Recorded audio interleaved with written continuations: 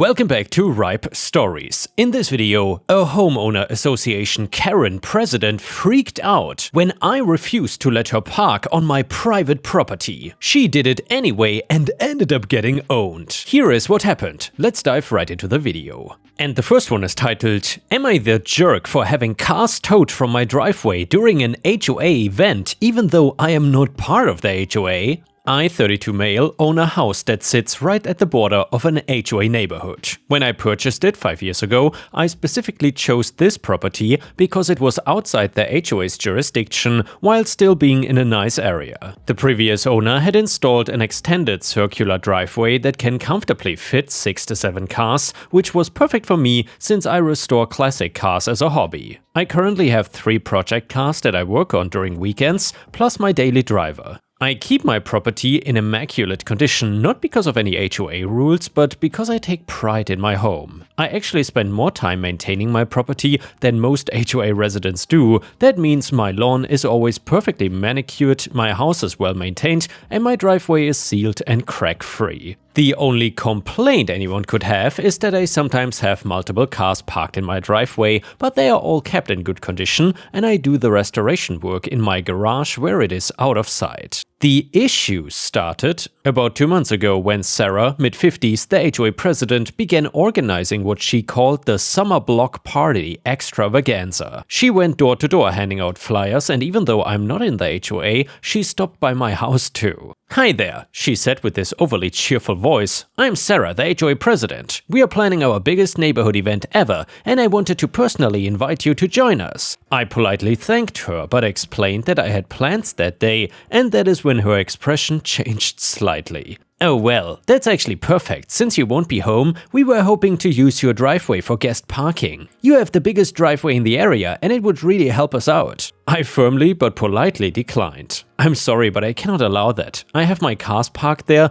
and I don't really feel comfortable having strangers parking on my private property." She laughed as if I had told a joke. "Oh, don't worry about that. You can just park your cars on the street for one day. It's for the community." "Well, I'm not part of the HOA, Sarah. My property is private and I don't want to risk any liability issues with people parking here."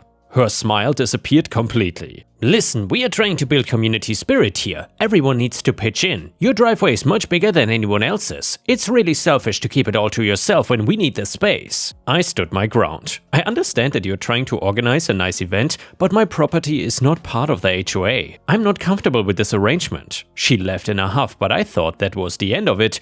I was wrong. Over the next few weeks, Sarah started a whisper campaign against me. Neighbors who used to wave would now look away. I started hearing from the few neighbors I was friendly with that Sarah was telling everyone that I was destroying community spirit and hoarding parking space. Then the letters started arriving. Every couple days I would find HOA violation notices in my mailbox. They were obviously fake, like claiming violations of excessive vehicle storage and non-compliance with community parking guidelines. Each one had increasingly ridiculous fines attached. I kept them all and documented when they arrived. A week before the event, Sarah showed up at my door again, this time with 2 other HOA board members. "We have sent you multiple notices about your violations," she said, holding up a folder. "Since you failed to respond, the board has voted to require you to make your driveway available for the summer block party. It's in the bylaws that—" I cut her off. "Sarah, I have the property deed and surveys right here." I held up my own folder. "My property is not part of your HOA and your bylaws don't apply to me. If you or your guests park on my property, I will have the vehicles towed at the owner's expense." One of the board members looked uncertain. "Sarah, you said he was part of the HOA." Sarah waved him off. "He basically is. His property is surrounded by HOA properties. He needs to comply with community standards." "Well, that's not how property law works," I replied. "I've already contacted my lawyer and the local police department. They are both aware of the situation. Please don't park on my property." The day of the event arrived and I made sure to document everything. I set up my security cameras to cover my driveway clearly and put up several "private property, no parking, violators will be towed" signs. I had also already arranged for a towing company to be on standby. Around 2 p.m., guests started arriving for Sarah's event. At first, they parked in designated areas, but as those filled up, I noticed Sarah directing cars towards my driveway. I went outside immediately and said, "Sarah, stop stop sending cars to my driveway. This is your final warning. Any cars parked here will be towed. She smiled sweetly at the arriving guests. Oh, don't worry about him. We have an arrangement. Go ahead and park there. I started recording on my phone. Sarah, we don't have an arrangement. You are actively encouraging people to trespass on my private property after being explicitly warned not to do this. She turned to me, dropping the sweet act. Stop being difficult. These are your neighbors. We need the space and you're just being selfish. What are you gonna do really? Tow everyone? Well, yes, that's exactly what I'm gonna do. She scoffed and continued directing cars into my driveway, and within an hour there were 10 vehicles parked there, completely blocking in my classics. I made one final announcement to the crowd and said, "Attention everyone, this is private property, not HOA property. Your cars are parked here illegally and will be towed at your expense. I'm calling the towing company now." Several people looked concerned, but Sarah shouted over me, "He is just trying to scare you. He cannot do anything. We have documentation that his property is part of the HOA." I shrugged and called the tow company. They arrived with 3 trucks within 15 minutes, and that's when the real chaos started. Sarah came running over screaming, "What do you think you're doing? Stop this right now!" I showed the tow truck drivers my property documentation and the no parking signs, and they then started hooking up the first car as a crowd gathered around. "You cannot do this!" Sarah was practically hysterical. "These people are here for a community event." "Ma'am," one of the tow drivers said, "this is private property and we have proper authorization to do this. Either these cars get moved voluntarily or we are taking them." That is when Sarah made her biggest mistake. She tried to physically block the tow truck, screaming about community spirit and HOA bylaws. One of her board members had to physically pull her away before she got hurt. The police showed up right as the third car was being hooked up. Sarah immediately ran to them, but they'd already been briefed on the situation from my earlier calls. They confirmed my property rights and actually helped manage the crowd while the remaining cars were towed. The event was effectively ruined and people were leaving to retrieve their cars from the impound lot, and Sarah was having an absolute meltdown on my front lawn. She was screaming about suing me and having me arrested for theft. The next morning my mailbox was stuffed with more fake HOA violation letters, literally hundreds of them. Sarah had apparently stayed up all night printing them. They cited increasingly bizarre violations like malicious use of private property and intentional disruption of community harmony. The fines now totaled over $50,000.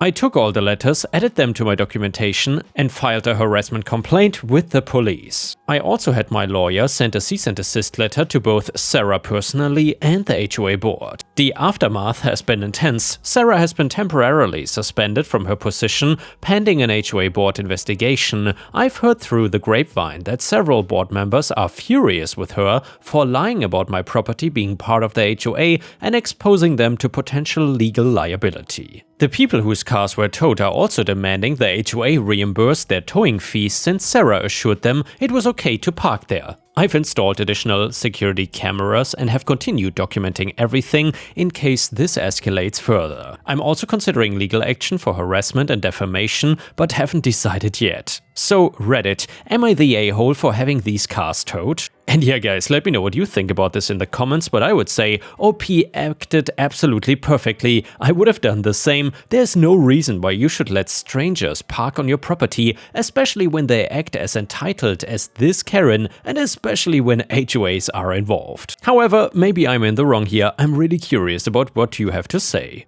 I know it disrupted the event and cost people money, but I feel like I gave more than enough warnings and Sarah left me no choice. Added some additional context people are asking for. Yes, I have documentation proving that my property is not part of the HOA. The previous owner specifically had the property lines redrawn before selling to ensure it would not be included. I gave multiple verbal warnings to Sarah and the board over several weeks. As mentioned before, I also had visible no parking tow-away zone signs posted. The towing company I used is licensed and legitimate, and their fees are standard for our area. My lawyer has copies of all the fake violation letters and security camera footage. And now we got some interesting comments from the Reddit judges. The first one is, not the a-hole, Sarah messed around and found out. aka Fafo. You went above and beyond with warnings, and she chose to ignore them all. The fact that she lied to her own board about your property being part of the HOA shows that this was all premeditated harassment. NTA. The next one said, speaking as someone who works in real estate law,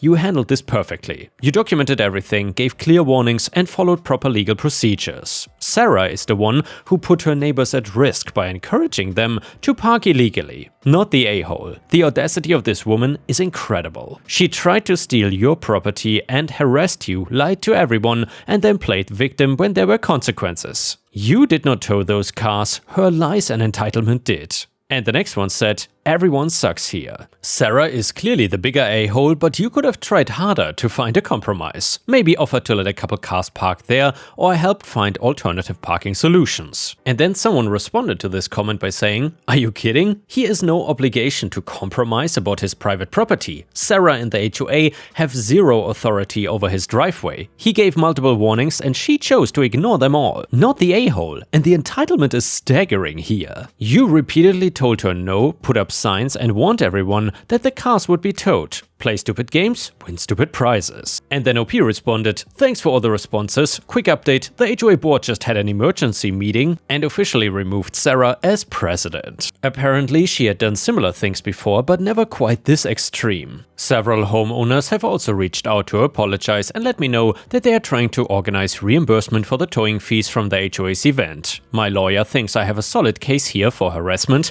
but advised waiting to see how things play out with the new HOA leadership before deciding whether to pursue legal action. For now, the fake violation letters have stopped, though Sarah still glares at me whenever she drives past my house. Also, to the few people suggesting I should have just moved my classic cars, one is currently up on jack stands for brake work and another has the transmission out. They literally could not be moved without a flatbed truck, which I mentioned to Sarah multiple times. Not that I should have had to move them anyway, since it's my private property. More comments? Not the a-hole, I'm on the board of my HOA and this is absolutely insane behavior. We would never try to force non-HOA properties to comply with our rules, let alone try to commandeer their private property for our events. Sarah should be grateful you are only considering a harassment suit because her actions could have exposed the entire HOA to massive liability. Another comment said, not the a-hole, the fact that she stayed up all night printing fake violation letters is seriously disturbing behavior. That goes beyond normal entitlement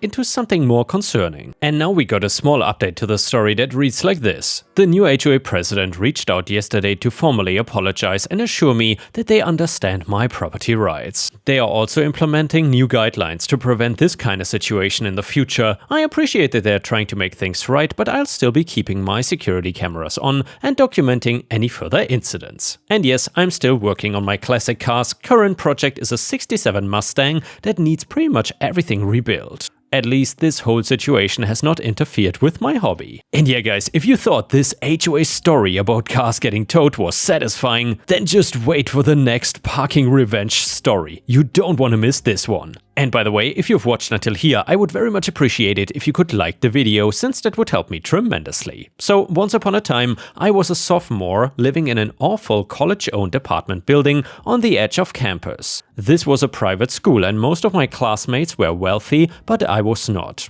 I was working 3 jobs and taking full-time classes. I managed to buy a car over the summer, but right before the semester started, it broke down. I had no money for the repairs, but I did know a local mechanic who kind of took pity on me and let me keep the car in his lot while I scrambled together enough money so at least I didn't have to pay to park or store it. It took me until early November to get the money together, so most of the semester. When the car was finally repaired, I went to the public safety office at school and asked about registering my car so I could get a spot in my building slot and a permit to park on campus. I expected this to be straightforward. Unfortunately, this was instead the beginning of a gigantic mess. The guy at the desk said that he could not give me a spot in my own lot because it was full, but he could give me one in the lot for an off-campus complex that's like a 30-minute walk from my apartment in the opposite direction of all my classes. I said thanks but no thanks, made a mental note to figure out my own parking solution closer to home and moved on to the next thing.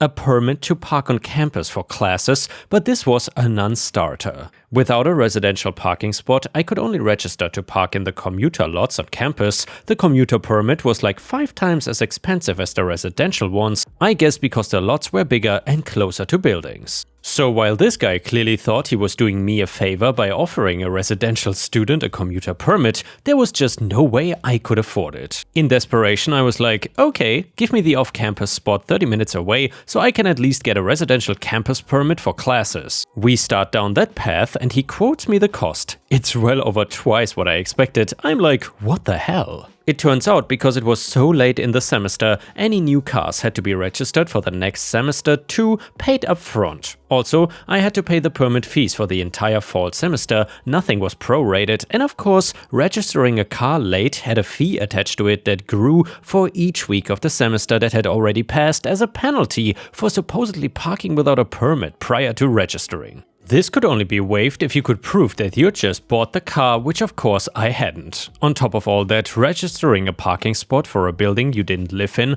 also had a fee attached to it, and last but not least, in order to put myself on a waiting list to possibly get a spot in my own lot for the spring semester, there was yet another fee. At this point, I'm beaten down by the impossible, exorbitant, expensive maze of nonsense. I just hand the blank paperwork back to the guy and walk out in a daze. Almost in tears, I'm already late for class, so I'm like, screw this. I drive to the building and park right in front of the door in a commuter lot. I assume I'll eat the cost of a ticket, and at this moment I don't care. But nothing happens. Still feeling tired and defeated by life, I drive to my apartment building after class and park in a guest spot. Again the next morning, no ticket, no nothing. So I decide to basically just ride this one out, buying myself time to work out a better solution. About a week later, I got my first campus parking ticket. Having never had a car on campus until recently, I'd also never seen these tickets before. Right at the top in bold letters it said, "Students, staff and faculty, return payment for this ticket to XYZ office. If you're a guest, please ignore this ticket and enjoy your visit." I had a sudden thought. No one knew that this car was mine. I had never registered it with the school, so it was not in their system. Maybe I could get by pretending this car belonged to a guest for the rest of the semester. It was only a couple of weeks. In the final days of the fall semester, I learned that after 5 unpaid tickets to the same car, they run something to figure out who the owner is. Busted! I got a letter in my campus mailbox reprimanding me for having unpaid tickets. I was kicking myself, assuming I had stupidly caused additional expensive grief, deeply regretting the dumb things I did because I was broke. However, pushing through the panic, I read to the end, and interesting, this was clearly a form letter which assumed the student car in question was actually registered on campus. It turns out, the penalty for having 5 tickets is that those tickets convert into a 2-week permit suspension. Or you can pay a fine to end the suspension sooner. So 5 tickets automatically convert into a suspension of a permit I don't even have. If I park a car while suspended, I get a ticket. So what this letter is telling me is that I'm essentially just in the same situation I was already in regardless. I'll be ticketed if I park in campus. Except that also, I no longer owe the school money for these tickets. I just need to serve out this suspension of any non-existent permit, and I accept their terms. A couple weeks later, I'm getting ready for spring semester. Still basically broke, but I scrabbled together enough for the parking spot and the permit. I go down to public safety to register my car like a good citizen. However, I learned that because my registration was suspended last semester, I'm now at the end of the list for a spot in my lot, so there's no way I'm getting one. Also, this is now the point where the unpaid tickets do actually have to be paid as a fee, which has to be cleared to activate my registration. If I cannot pay that by the start of the semester, I'll also start incurring the other weekly fee for registering late. I'm basically going through round 2 of the same terrible runaround from last time. I feel like I'm losing my mind and I'm still traumatized from the first experience. Everyone else in that office was just waltzing in with their parents, talking for 2 seconds and swiping a credit card, while I'm over here on my own feeling poor and humiliated and alone in the world. I can just barely afford this registration to begin with, and these fees put it totally out of reach. So once again, I walk out without it, super pissed about how expensive and annoying they are making this. I realize these fees are just gonna continue snowballing, and I'm not going to be able to register my car this semester either. I accept my lot in life. So begins the cycle, which continued for the rest of my college career, of me not registering my car and just parking wherever the hell I want. Eventually, I rack up 5 tickets, I get the form letter, the tickets are converted to a fee applied to the cost of my next semester's registration, and my non-existent parking permit gets suspended. After 3 suspensions, they suspend my permit for the rest of the semester. Strangely though, and fortunately for me, as long as I never register my car, it seems that I never have to pay the tickets or the fees they turn into. Towards the end of the fall semester of my senior year, shortly after my imaginary permit was given its 3rd semester-long suspension, I received a new letter. This one says, I'm prohibited from registering a car on campus the following semester because I have too many suspensions. So as usual, I just don't, and I continue parking wherever and whenever. About 3 weeks before graduation, I got a final letter, this one delivered on my car with a ticket. It is not a form letter. It has, please just stop, handwritten on the outside of the envelope. It says I'm banned from ever registering a car on campus in any future semesters because of an egregious number of parking violations. I laugh and then graduate and live happily ever after. I never ever paid a cent. And before we end the video, I will read one last story. It is titled, He made a rude comment in French in front of me, thinking I couldn't understand. But I did. So I, female 28, live in a 50-floor high-rise building in downtown Vancouver. I just got back from a sweet sunset run. A family entered the building with me and held the door for me. They were speaking French together, but I thanked them in English, the main language here in British Columbia.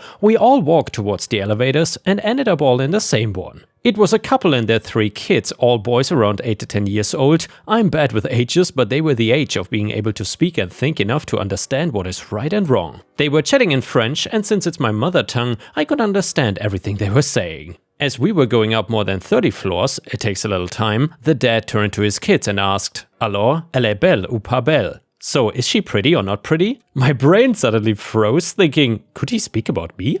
One of the kids quickly responded, Pas belle, not pretty. I stopped breathing for a second, realizing now fully that it was truly me they were blatantly judging right in front of me. I froze, sadly. That's mostly how I react when situations are just unbelievable. With just a few floors left before I could escape the awkwardness, I had a choice to make: let it go, nope, or seize this once-in-a-lifetime opportunity for perfect linguistic revenge. I'm not the confrontational type, but I couldn't let this slide. I was not the one deserving to feel awkward in this elevator. I kept my cool though, and as I exited the elevator, I turned back and said with the most sassy French accent I could give, Bonne soirée, have a good evening. The look on their faces, absolutely priceless. I left quickly, but in hindsight, I wish I had made direct eye contact until the doors closed. I've dealt with rude comments before, but this moment was chef's kiss. I've always dreamed of a situation like this, where I could use another language to surprise someone who thought I couldn't understand them. I'm just saying, keep your language skills to yourself, you never know when it can become handy.